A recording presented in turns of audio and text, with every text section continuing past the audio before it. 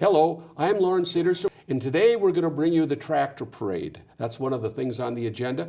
But before I get into that, let me give you a little background on the tractor parade. And actually, what we have to do is give you a little background on Grant. First of all, you have to realize that Grant is a totally rural area.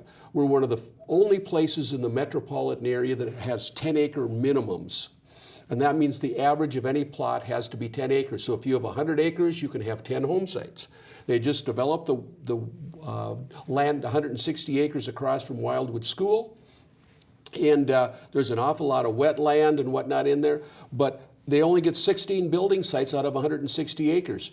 Now, some of those may be as small as 5 acres. Some are 7. There's 111. There's 129. Obviously, you can't build on a swamp. There's regulations for that. But so Grant is unique also in that it does not have a downtown commercial area. There are a couple of restaurants in Grant. There's the Gost House. There's Causey's off 36. There are some minor commercial areas along 36 in Lake Elmo Drive, but that is the only area in Grant. You can't buy a gallon of gas or a loaf of bread anywhere in the city of Grant. So it's a very rural area. It's the bedroom community, or in our case, it's bedroom in a barn community. So it's supposedly very horse friendly. But there's always been a lot of problems, especially the last 15, 20 years with politics in Grant. The last mayor, now he's a deputy mayor, was a realtor. And I like to, in my opinion, he's a bottom-feeding realtor that doesn't always tell the truth. But that's beside the point. And he was always picking on horse places. And he said, everybody comes out to Grant because they want to be left alone. Well, that isn't necessarily true. A lot of the people move out to Grant because they want to have an excellent environment for their children. They don't want them hanging around in Maplewood Mall. They'll buy the 10 acres, then they can have horses or bunnies or maybe a dirt bike or a go-kart, and they have enough land to play whatever they want. They used to have a very, very strong 4-H program in Grant, and there was Doggy Bowl and Kitty Bowl, and there was Blama Magic where kids could learn about magics and use that for a 4-H project. So this is kind of a rural area, but and Mr. Cederstrom, if I can jump in here, I think that is actually what is at the heart of some of the political struggles in the past 15 years, is this struggle between trying to keep Grant that rural lifestyle versus development. And I think that's the same kind of growing pains that Lake Elmo went through. That was all the big hullabaloo in the newspaper, and it makes great fodder for people to talk about how dysfunctional everything is, when in reality, when you get down to the bottom of the issue, it is a struggle between trying to preserve that rural lifestyle versus development. And that has been going on in the city of Grant. And you've been right at the heart of it. Oh, absolutely. It's interesting because we showed the clips before on this program about the current mayor, Huber, saying, oh, well, if you have somebody in the attic, make sure we can count them for the census because we want to get 5,000 people so we can get the gas tax. You know, because as you may or may not know, you have to have 5,000 people to participate and get funding from the state of Minnesota for roads and whatnot. Usually it's about $250,000. The last year or so, they did delegate extra funds for towns that were under 5,000, but that's only a hit and miss situation. And again, we have some road issues, but we'll talk about that a little bit later. But anyway, the point was making, I didn't get really politically active until 06, 07. When I had a friend come to me, she's a dentist, and said, Lauren, they talked about you at the city council meeting. I said, what are you talking about? Well, I had a pile of dirt in one of my pastures. There was a very steep cliff, and I didn't want the horses to fall and impale themselves on a fence post. So I had a man come out and dig it back so it was a slow slope rather than a sharp drop off. And the guy that was there was a house husband, and he ran around Brad, I won't say his last name, and he would go around, he'd even go to garage sales, and if he saw anything that wasn't right, he'd then have the city write it up. And this guy, he only lasted one term, and he got booted out of town, obviously. But he had said, well, yeah, there's this place that has a big pile of manure in his pasture. And that's the first time it went to city council meeting, you know, because I had my head down, I had my horse farm, I cut, rake, and bale over 30 acres of hay. I shoveled a lot of horse manure, as a matter of fact. And then you realized something was stinky at City Hall. Yes, it was very stinky. I view myself as an entree manure. But, so I went there and I said, wait a minute. I'm a near organic horse farmer. I have 40 acres, and I have a pile of dirt in the middle of my pasture from cutting back my bank. And if you can't tell the difference between dirt and manure, there's a credibility problem. And that was my first time at public comment speaking. And then things started going from bad to worse. They started, the Mayor Carr wanted to count horses. In other words, we're supposed to have in Grant is much stricter than anywhere else. You have to have 2 acres for every horse, not counting the first acre for your property. Now, every other municipality, Hugo, May Township, etc., 1 acre per horse. So if you have 10 acres, you subtract 1 acre for the house, then you can have 9 horses. And not so in Grant. You have to subtract 1 acre for the house, and then you can have 4.5 horses. But so they made this guise that they were going to change some rules, and they were going to count horses, and then they could start going after people. Well, that's when I got politically involved. I said, wait a minute. Now, I have 43 acres, so I can have 21 horses per their count. But I only had about 16, that's what I have stalls for. But this was a big brouhaha. They kept coming after horse farms.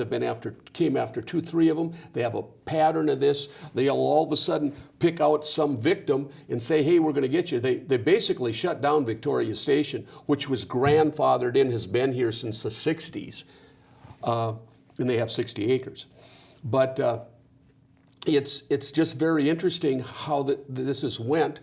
And we wanted to do something after this horse debacle 06, 07, and the problems with his Brad going around causing all kinds of trouble. He cited one guy for not having a grading permit before we passed the ordinance to have a grading permit.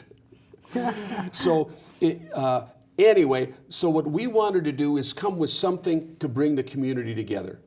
So we started Grant Heritage Days. It was actually started out as the Grant Restoration Project, which we wanted to restore some friendliness in Grant. And if I can just, as an aside here, let our viewers know that the Grant Restoration Project, they had their first exposure to the public and publicity actually on Off the Record News, a program of our Put Your Hands Together Productions. And that is where they got started in promoting their community events. And I think that's where I met you, Mr. Yes, Cedarstrom, yes, as well, because you were one of the people that came on as the promoters and founders of the Heritage Days, talking about what you were going to do and the first tractor parade and all of that. Yes, and we decided we wanted something to bring. There's a lot of older people in Grant too. And what we decided to do was start at the Gost House. There's a field across there. We lined all this stuff up. We sent invitations out that you can come. And it's the only time like kids can drive their mini bikes or go-karts on the street. And you'll see when we get to the tractor parade that there's this little girl driving this little electric John Deere behind. She's cuter than heck. She can't be much more than 2.5 or 3. But the kids can actually drive these vehicles on the street. It goes from the Gost House, and it's about, maybe 2 miles down to the old town hall. And there's a circular driveway. I stand in a manure spreader, and I announce it. We have cards so I can try to get it straight, who's driving it and what kind of vehicle it is. Last 2 years it's been a nightmare because they got the cards all mixed up. But I ad-libbed it, okay? So anyway, so then they go back to the Gasthaus and they put on a picnic. They have hot dogs, potato salad, chips, cookies, and then they gave out trophies that are about so high for oldest tractor, hard luck, and they put a little presentation on, and it's just kind of fun.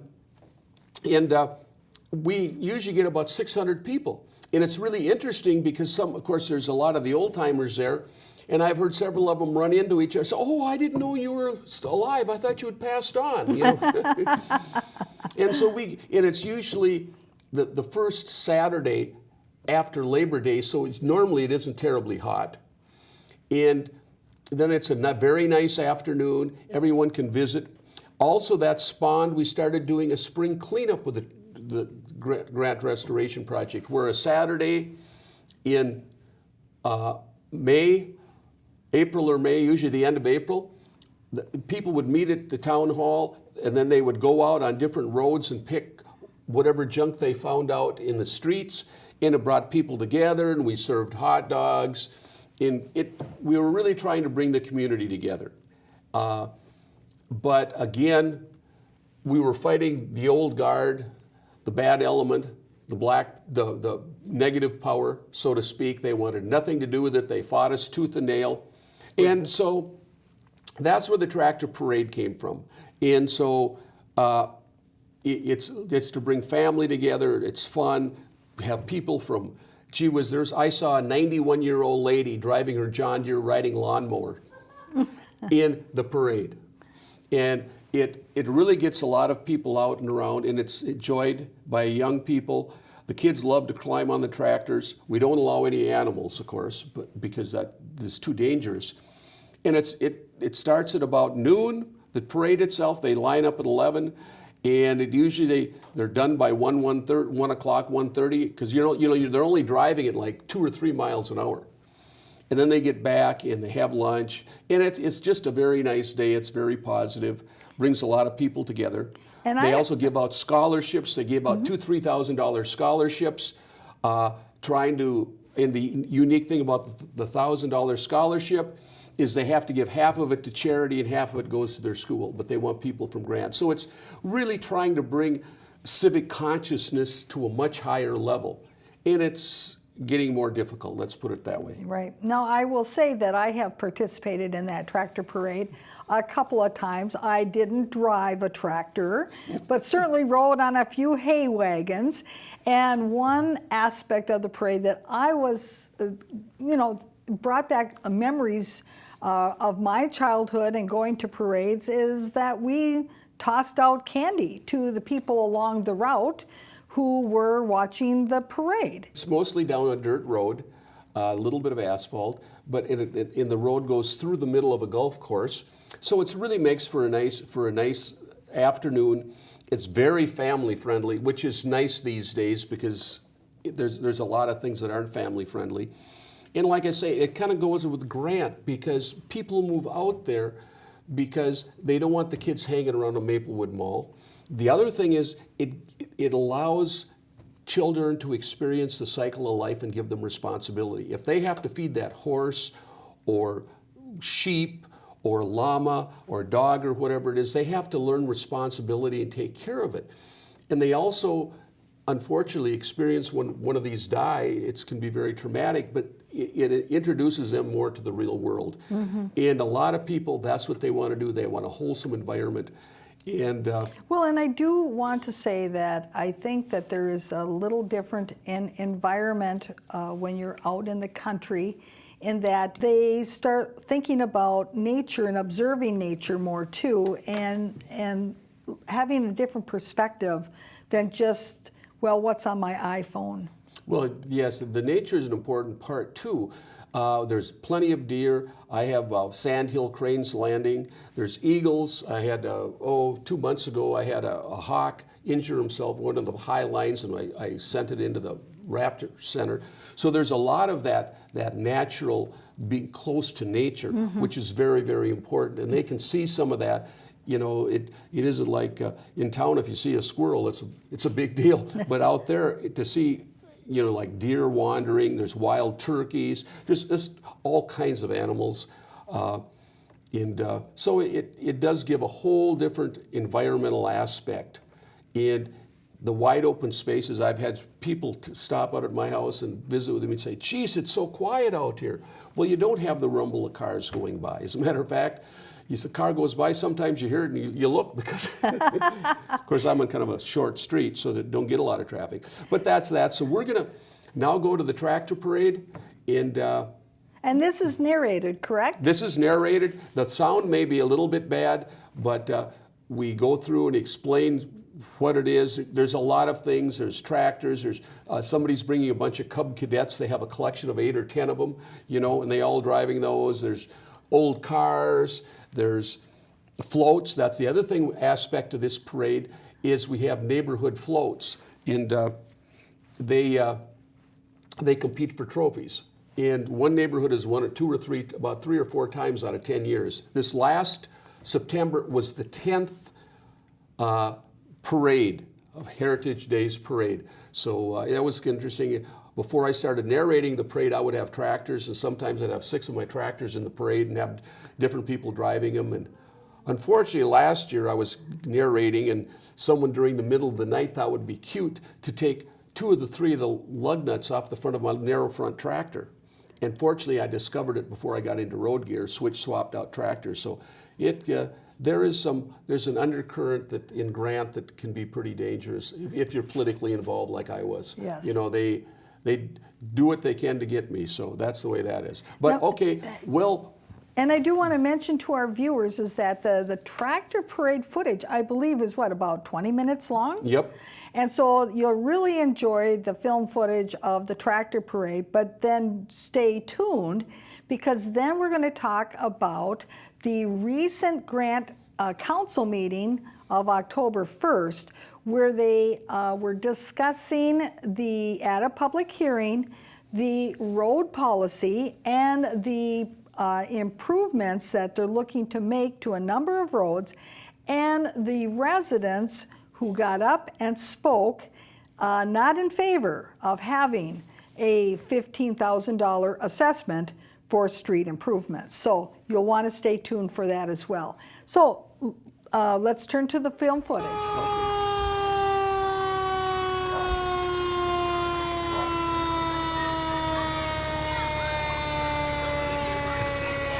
Here we have the Stillwater Fire Department. Thanks, boys, for showing up. There we go. Hey, guys.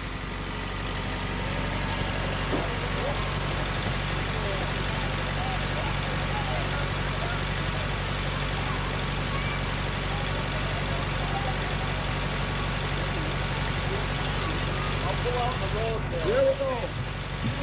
That's how it goes. That's the down there and support them. Wonderful group. Okay. Now it's time.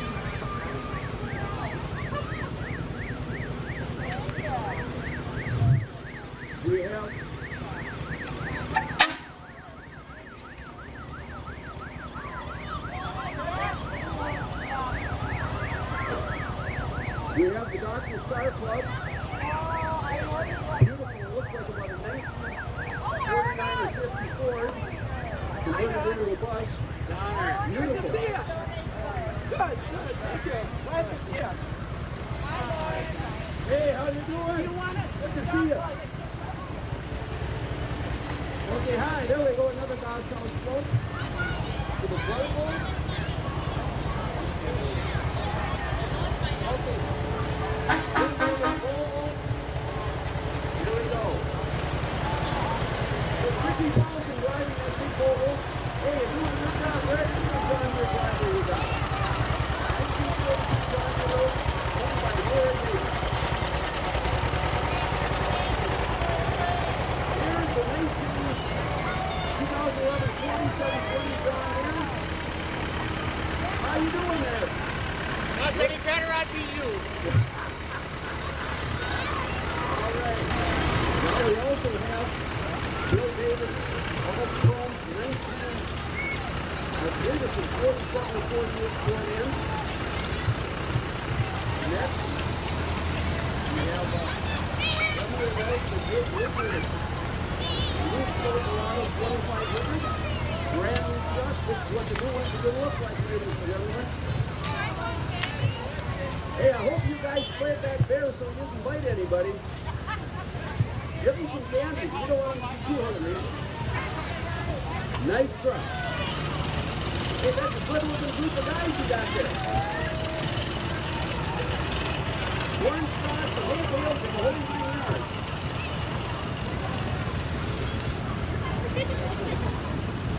All right. Next one we have coming up is Big John Davis and 53 Minneapolis Mobile. The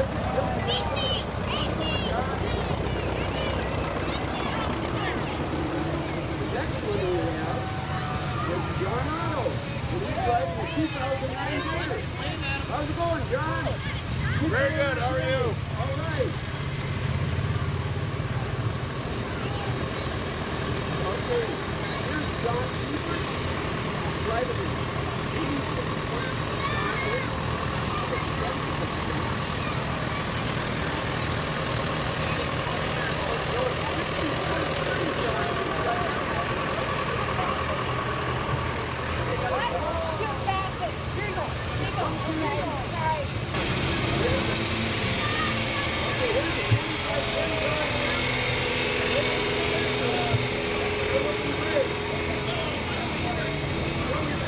Like water? And World Vision. Thank you.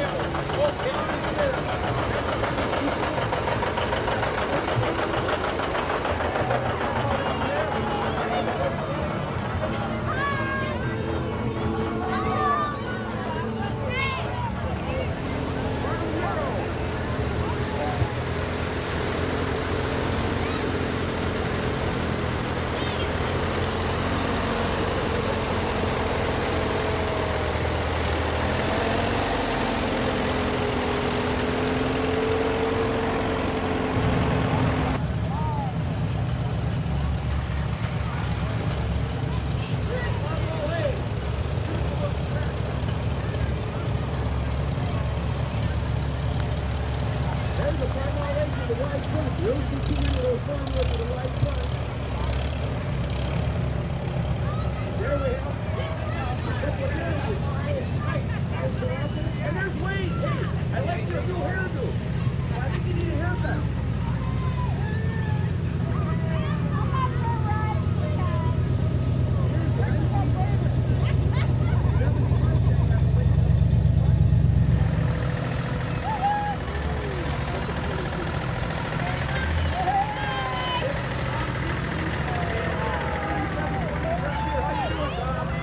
How's that corn growing down there? All right. Good job.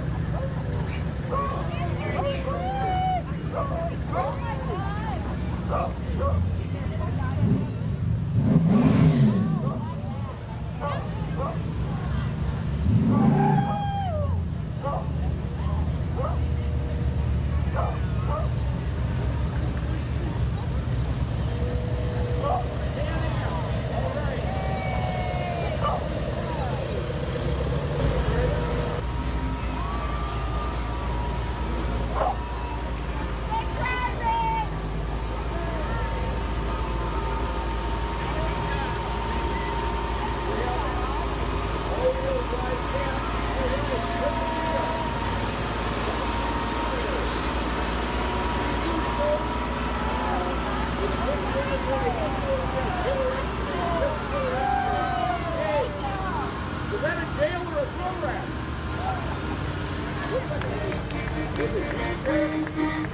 well, you got music. Hey, that's all right.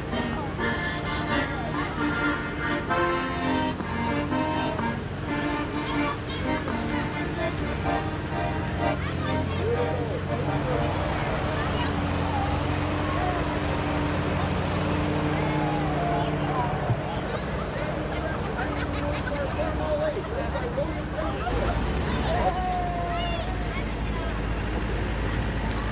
Okay, here you go.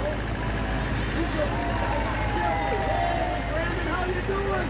Brandon Still. It's Kubota.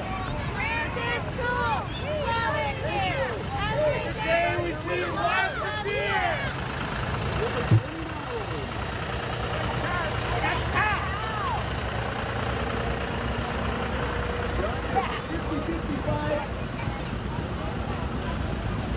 Joe Henry. That's done with his job. All right. How appropriate. I like your venue.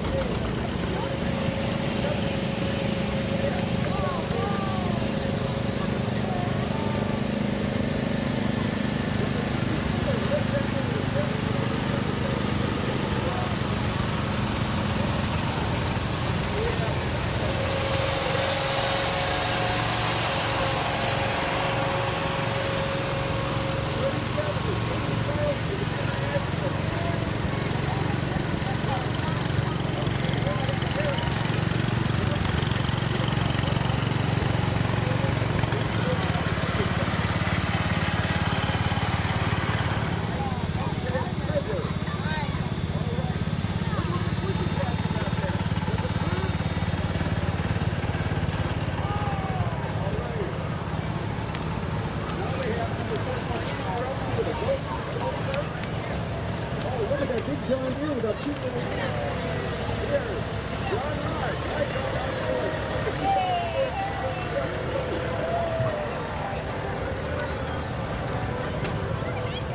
Hey, Harvey, how you doing? You got your road? You got your Raycom Roadster?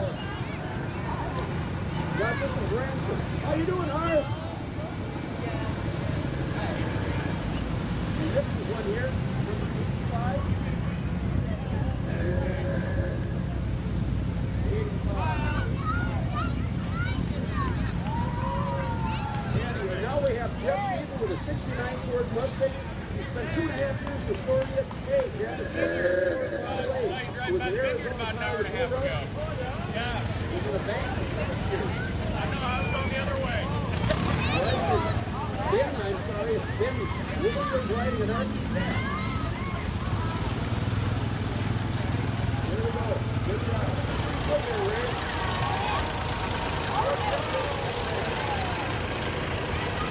Hey, nice day with the team.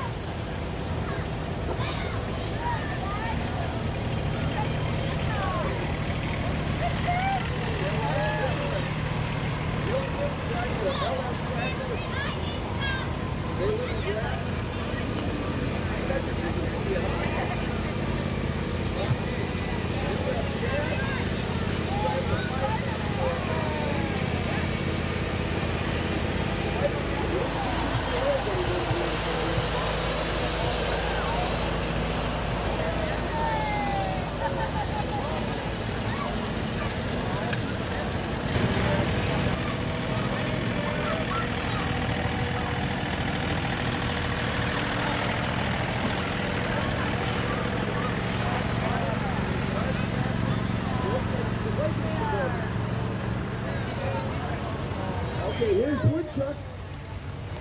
If you need crease trim, these are guys to talk to. Woodchuck. You're getting up in the world, aren't you?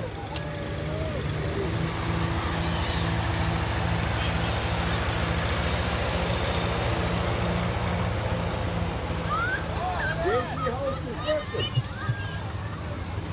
How you doing? Does that make you part communist or what? My go-kart broke down. Go-kart broke down, huh?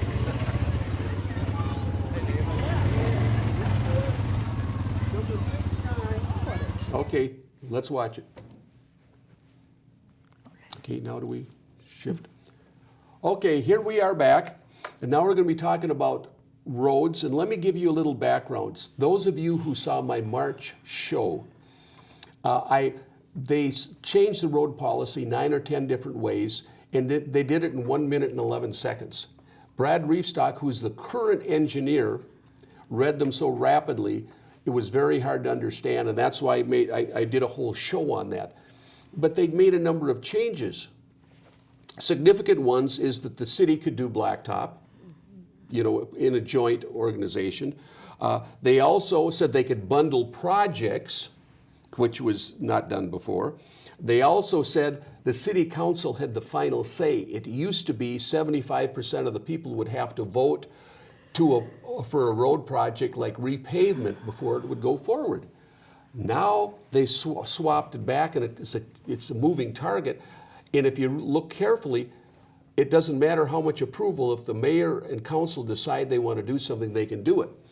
The other problem is the current Brad Reefstock, the current engineer. You may or not be aware that engineers get paid as a percentage, 20% of whatever the project is. Well, he always comes in with the top shelf, top end. Example, on 88th and in Jeffrey, there's a little cul-de-sac, and the residents put in for improving it. Now, one of the other things they changed is that the city pays for the feasibility study. There was a feasibility study along 83rd, and only 70% went for it, so they axed it. But anyway, these people said they would go for it, and they had a study that was paid for, and it came out an overlay could be done for $8,000 a person. Well, by the time the engineer got involved, it was jacked up to more than double that, because it wasn't just a patch and overlay, it was a reconstruct, because he wanted to keep the meter running, and that's what this guy does. Another good example of that is McCusick Road. The old engineer, Phil Olson, and I worked together to get an estimate.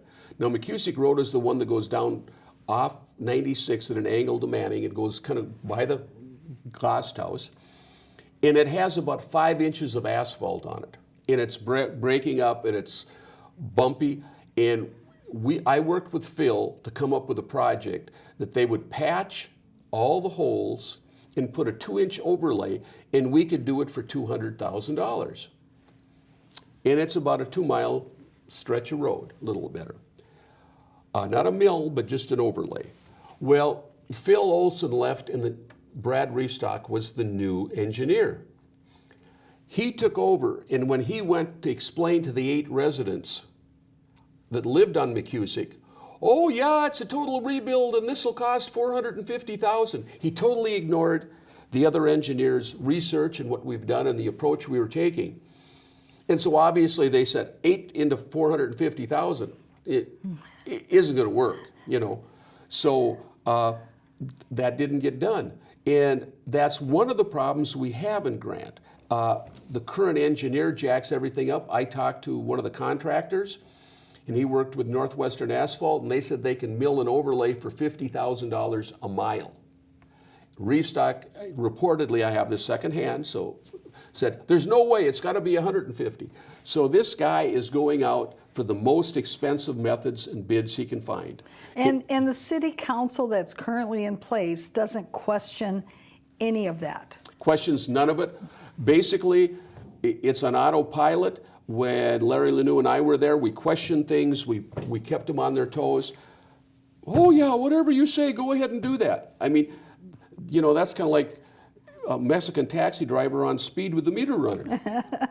Well, and when I was watching the film footage that we're going to be showing to our viewers now, there were a couple of other things that I noticed in the way that the meeting progressed, and I'll point those out as we go through that film footage.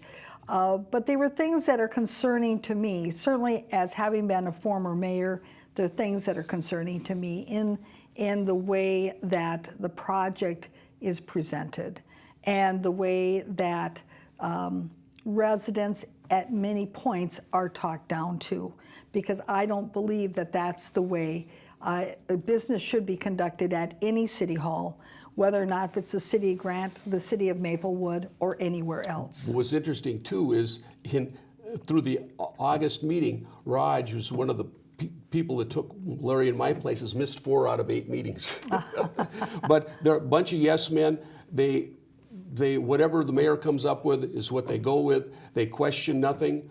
And well, let's play some clips, and I'll interject my thoughts as we go on Okay. the other side. We're going to jump right into staff agenda items. City Engineer Brad Reesick. Brad, do you want to kind of set up the situation for us a little bit, describe what has taken place to this point, and then I have a couple of comments, and then we'll go ahead and open up our public hearing. So Brad, you're up. Go ahead. Hey, Mayor, thank you very much. I've got a short PowerPoint presentation that kind of introduces the project here, so it'll take me 5 minutes to go through real quick. That first clip, what came to my mind is that the agenda item wasn't introduced. So if you had people at home watching this meeting, they wouldn't even know what was the next agenda item. So as a mayor in the past, it was always appropriate from my point of view that the next agenda item, that you would actually be clear as to what that next agenda item is, so that either the people in the audience know what is to be expected to come next. Is it the item that they're there for? Or that the people who are at home watching the meeting, do they know what is going to be the next topic? And he skipped right over all of that. He just said, okay, we're just going to go right on into this. And okay, gave it to the engineer like there was no introduction. And that, I found that a little bothersome. Well, they tried, since I was off the council, and even the last few months I was on the council, they would load up the consent agenda, and as you know, there's no discussion on consent agenda unless someone requests it. Well, this is the fight that Larry and I had for years. They changed the rules to say you have to have a motion and a second to discuss things on the consent agenda, then you have to vote by the full council. Well, they had the lead. They had 3 people. Dennis Kopp was there, and he was always a yes man. He never said squat when I was on the council, by the way. That's all he did. And so they basically were trying to ram things through. And what's interesting, since I was off the council since last December was my last meeting, their meetings are maybe a half an hour. An hour if they have a public hearing like this, and I guess a lot of people spoke. I haven't attended meetings. I've taken clips from them, but I haven't attended meetings. Right, and that the issue of the consent agenda, loading up a consent agenda, is a great way to hide the actions of what the council is doing, especially if you have no mechanism by which anybody can pull an item off to talk about something unless the majority want to talk about it. So you can load up a consent agenda, have all kinds of things voted on without any discussion, without the public even knowing what was on that consent agenda. There's a lot of residents that aren't happy about this. When I was on the council, I tried to get them to raise taxes at $25 per 100,000. So we could start a road fund and repair the roads that are all going. The roads are very poor. On a 0 to 10, some roads are 3s, 4s, and 5s. There may be one that's 9 that's been just done, just overlaid or something. But the only one I know that is on the south end of Jamica going up the hill. And Shifsky did it.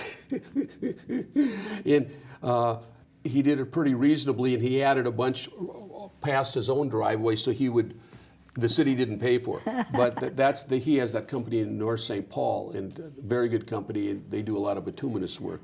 Well, and you mentioned the issue of taxes and having it built into the budget to plan in advance for your road repairs and road reconstruction. Well, as we get moving through our clips, there's one point where Mayor Huber starts doing some calculations as if he is the be-all, know-it-all of how to calculate, how to fund road projects. But we'll get to that. Oh yeah, it's real interesting because they seal coated the road in front of my house, and after they seal coated, they put oil down on that fine gravel. 2 weeks later, they came back and patched the hole, so our road looks like it has measles. And it's just pathetic. The right hand doesn't know what the left hand is doing. But let's go on to the next clip, and we'll see what he has to say. 96th Street North, Justin Trail North, Joliet Avenue North, Jody Avenue North, Jody Avenue Court North, 103rd Street Court North, 103rd Street North, Juneau Avenue North, 101st Street North, Kelman Court North, and Grenlapp Avenue North. So the proposed improvements include full-depth pavement reclamation or milling. The new pavement thickness is between 2.5 to 3 inches thick. And we would take care of some minor drainage issues that are known within the project area. Some of the major design considerations that we looked at during the feasibility stage was the past pavement performance. The existing pavement was anywhere between 1 to 2 inches thick, and it was, the lifespan of that pavement was anywhere between 20 and where we are today at 30 years. So we feel good about the pavement section that we're proposing. Again, the underlying aggregate base thickness and the subgrade condition of the existing streets, I'm assuming, played a large role in the length of the lifetime of those existing streets. And then we looked at the traffic volumes. Joliet Avenue being the street that gets the most traffic, sometimes by 2 to 3 times the other streets that are within the project limits. This is something that I've also noticed in other cities and other communities where they have their road projects, is that oftentimes they have the main thoroughfares, which of course there's the traffic counts for that says there's a lot of traffic there. Obviously, you need to have a total reconstruction on those roads, because if you want them to last longer, you need to have a better road base, you need to have a deeper road base. That's just the way it works. But then what they do is, in these projects, then they add on other additional side streets that are cul-de-sacs or less used roads, which don't need that same level of road reconstruction to them. It's overkill, because you don't have the count, you don't have the weight going over them, and so you need to adjust for what process you're using on those streets. And yet, even though you adjust the process and the amount of repairs or road reconstruction, do they adjust the assessment amount to be commensurate with the type of construction that's being done on the road in front of your house? Well, what I had understood, that they were just going to do an overlay in Woodland Acres and Victoria Station. They're going to do a patch and overlay, but they were doing a total reconstruct in Joliet, which would mean they're going to take all the asphalt out, put a new base in it, and that short section of road was going to be about $500,000. Well, there's 8 or 10 people that live on that road, and that would be about 50 grand a person. But what they're going to do then is just do the quick overlay, which can be $50,000 a mile if you get by cheap. Of course, with the reef stock, it ain't going to happen. He'll be 150, because that's just the way he is. He goes for the platinum standard or the gold standard.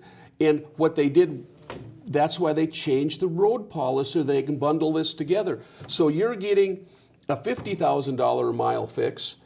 They're doing a $250,000 a mile fix. They average it out, and everybody pays the same. And it went from a $1.1 million project. Of course, then you have to add 20% for the engineer, because he's overseeing it. Well, now, as I understand it, the project was going to cost about $2 million. Wasn't that what the numbers they came with on that? So all of a sudden, gee whiz, it's now doubled. So we'll watch the rest of the clips, but that is just the game plan. They're playing games. They change the road policy because the mayor and deputy mayor are on that road, and they don't want to pay the freight. Mm-hmm. Simple as that. And I can tell you that, in past years in Maplewood, they had some road policies and how they did their assessments, but after a couple of lawsuits, they actually revised how they did their assessments. And there's been improvements in that assessment policy as a result of having residents who have assessments challenge them, the municipality, based on what the Constitution of Minnesota and what state statute requires for assessments. And so it'll be interesting as this progresses whether or not, if any of the residents there in the city of Grant who are affected by these assessments, whether or not they will challenge those assessments. And that may be the only way that the road assessment policy can be corrected in the city of Grant. But let's continue with our film footage. The anticipated cost and funding of the project, the feasibility report showed an estimated project cost of $1,963,373, or $373, excuse me. The funding for this roadway project will partly from city roadway funds of $119,778, and the special assessments for this project are $1,843,595. So the estimated special assessments are governed by the City of Grant's assessment policy. Just to go through that real briefly here, the assessment shall be allocated on a per project basis. Each buildable lot is assessed as one unit. Each buildable lot with a road frontage but with an address on a different street shall be assessed 1/4 unit. Each buildable lot with no frontage but address on the road to be improved shall be assessed as 1/4 unit. And the project is approximately 150 buildable units. Now, with the Minnesota statute governing special assessments, the assessment that is charged to the resident has to be equal to or less than the increase in value to the property as a result of the road reconstruction project. So I think there's a good argument, Mr. Cedarstrom, that if there's somebody who is having simply a mill and overlay going on in front of their house, but they're being charged an assessment that is for a total reconstruction, that they could argue that that assessment is an overassessment. And in one of our previous programs, we called what your engineer is proposing for the assessment program, that it's really governed by the squeal factor. How much can you raise the special assessment until somebody squeals? And that's really the method I think that they're using, rather than using the state statute and the Minnesota Constitution as their guide in setting special assessments. Well, what wasn't clear with this is I did the math, it's $1.9 million plus. Now, is the engineer's fees in there? That's another thing that wasn't made clear. If he gets his 20% on top of that, that's going to be $2,200,000 at least. So, and again, the other thing I want to say is you was talking to mill and overlay. When you only have 1 inch to 2 inches of asphalt, there's nothing to mill. The only thing, you either take it all up or you do an overlay. There's no way to mill 1 inch of asphalt. It isn't going to happen. Right. Well, let's continue. Parcels that are affected by the assessments. And this was actually mailed out to the residents with the map and the public notice hearing to each parcel. Again, the assessment or the public notice was advertised twice in the newspaper per Minnesota state statute. So the estimated special assessments, again, like I said, the estimated assessment for this project is $1,843,595. The project is approximately 150 buildable units. The assessments are typically amortized over a 10-year period at a rate set by council. Again, even the period is set by the council. So in past projects, we've used 10 years, but you can certainly go to a longer period, a shorter period, or whatever the council decides to do. And the assessment per buildable unit for this project is estimated at $12,817 plus interest if the amount is not paid in full. So the assessment, again, is estimated at $136 a month using the $12,000 $817 plus a 4.5% interest is what we typically used in past projects. So just to give folks an idea what it would cost on a monthly basis. Well, what's interesting about that is the 4.5% interest. You have money in the bank and you're getting 0.5%. They're making money all over. They're making more money on the residents on the assessment than they have for the reserves. So, and they don't even get a kiss with that. Well, let's continue. Right. Yeah, we had individual residents come forward and say it was time to get this done. Our roads are almost never initiated, just to make that point a little bit clearer, never initiated by the council. This council does not say we're going to do a road and then send out a notice that you're getting a bill. That's not how it works in this city. It is always initiated from the residents, and the residents come forward with those petitions and learn how to do it and get these jobs rolling, and then we determine whether or not it makes a good value for the city and the citizens and the people that have championed it to go ahead and order these or not. And that's why we're all here tonight, to figure out whether or not it's going to be a good value for your folks or not, and whether or not we should move forward. So, Well, that's a big lie to begin with, because Joliet has been on the special road project list for the last 3 years. The council has put it there. They initiated. So once again, Mayor Huber is lying. And 'Cause- he's trying to push this onto the residents so that they will fight amongst themselves between the people who want it and the people who don't. So he's pushing it back onto them so they can fight amongst themselves, and then that way he is separate and removed from all that. And we'll see something that'll look like that, which demonstrates that. Let's take a look. any of you that know me know that I kind of got a thing for math. I like math. And some people want to know why the city has a road policy like this. Why do we assess 100%? What kind of craziness is this? Why do we do this like this? Doesn't seem to make sense. Well, first of all, let's identify who the city is. If you look to your right and your left, that's the city, the residents of the city. We get no gas tax money. Every time you fill up your gas tank, we get zero. Other cities get that. Montemita gets about $250,000 a year because they're over 5,000 population. We get nothing from the state, from the federal government, nothing, okay? So everything that we do on your roads, the plowing, the police officer that's here with us tonight, the fire department, everything that we do comes out of your property taxes, every last thing. So we are a little short. Our levy, the amount of taxes that we're taking from 1,374 households and our just over 4,000 residents this year, is $1,283,167. That's what we are taking in taxes as a city to fund everything that I have just talked about. $1,283,167. As Brad let us know, the project is coming in at $1,963,373 for 5.1 miles. Little shortfall there.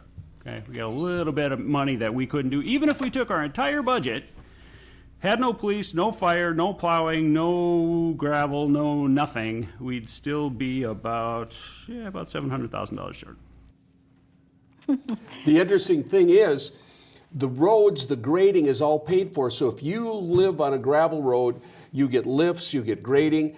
The problem with Grant is 50% of the homes are on state or county roads, and they're free. Okay, they go, and we have And such. so, in other words, the city of Grant isn't responsible for 50% of the roads that are in the community. That's right. And so his argument is somewhat misleading in that respect. Oh, he lies all and over you the see, place. he uses these sales techniques to try and persuade people to the point of view he wants them to come up to. So he's going to continue with his math. So let's take a look. Look at how Grant is set up in terms of the frontages that we have. I own property in other places, and the frontages are 50, 60, 70 feet in a city, right? So every 50, 60, 70 feet, you have a household, and that household pays property taxes. And that's normally enough to take care of that 50, 60, 70 feet in front of that house, whatever it may be. In Grant, we have a minimum 300 foot of frontage. That's your minimum. You can't even build a house unless you have 300 foot of frontage, okay? So if we just do a little bit of math here, we have 69.8 miles of roads. That's the total amount of roads in Grant, just about 70. So if you do that, and you do that times 5,280, which is a mile, bear with me here for a second. 5,280, which is a mile, and then you multiply that by 2 because you have 2 sides of the frontage, okay? You come up with 737,088 lineal feet. Okay, so that's what needs to be taken in the city of Grant from your property taxes. But let's go a little bit further and divide that by the number of households called out in our last census, which is 1,374 households. So we have 1,374 households. We have 737,088 lineal feet to take care of. Well, let's do a little division. That comes up to 536.45 lineal feet per household. Not 300, 536. Next time you drive by that pretty cornfield or that lake or something else, well, that all needs to be paved. It all needs to have police protection. It all needs to be potholed. It all needs to be taken care of. And that's 536 feet. So that's what the tax liability, if we're just to do some simple division, is in each household. Okay? Now, if we were to use our entire budget, the $1,283,000, or our levy, the $1,283,167, and divide it by that 738, that gives us $1.74. That's our entire levy, everything we take from you in taxes, every last dime. That's nothing for police, anybody else. That's $1.74 per year for each lineal foot of road. It's hard to maintain a city with 70 miles of roads for $1.74 for each lineal foot of road if I took every bit of taxes from you and just applied it to the roads. Wow, I am so convinced. I am so convinced. Where can I send my check? Yeah, Now, well- here's the question, Mr. Cedarstrom. 70 miles of roadway. Is that the accurate number, or is the accurate number of roadway that Grant is responsible for a different number? Well, that's pretty close. That's what we have. But 35 miles are asphalt and 35 miles are gravel. So you're looking at, they have to grade it on a regular basis. They put calcium chloride on it. They do all these things. So the people that live in gravel roads get their roads taken care of, and the people that are on asphalt don't. The other thing is, the people that live on county and state roads, do they drive on local roads? Yes. The other thing they're trying to do, they're trying to keep it, 8 cents or 9 cents out of every dollar goes to the city of Grant. 54% goes to Montemita High School if you're in that section of town. What they should be doing, and it's what I proposed, $25 per 100,000 of value of your house. It will go into a road fund. Everybody'd be paying $100 a year, and the roads would be all maintained. But again, this guy's blowing smoke. He wants to be cheap. He's Neanderthal. And they don't want to come into the 20th century, say nothing about the 21st with their road policy. Well, we have one last clip to look at. Feel free, everyone has a calculator out there. All the figures I just pulled are right from the city website. You can take a look at it. So, that is why our road policy over the years has been written the way it's been written. Because there was never enough ability or enough households to pull enough taxes to do these things without this assessment policy. I can't figure out any other way to do it. I can't. I wish I could, but I can't. I don't have gas tax money, I don't have federal money, I don't have state money, county gives us nothing, so that's what we deal with. So it's that home in the country thing where people go, well, I want to live in a home in the country, but I want a really nice road too. Well, there you go. Just You could- more of the same, blaming it on the other guy, blaming it on past administrations, blaming it on the failure to figure out what to do in the future and figure out the trends. And we've come to the end of our program, Mr. Cedarstrom. I want to thank you for inviting me on your program. And viewers, tune in again next week. We'll have more news. All right. Bye-bye.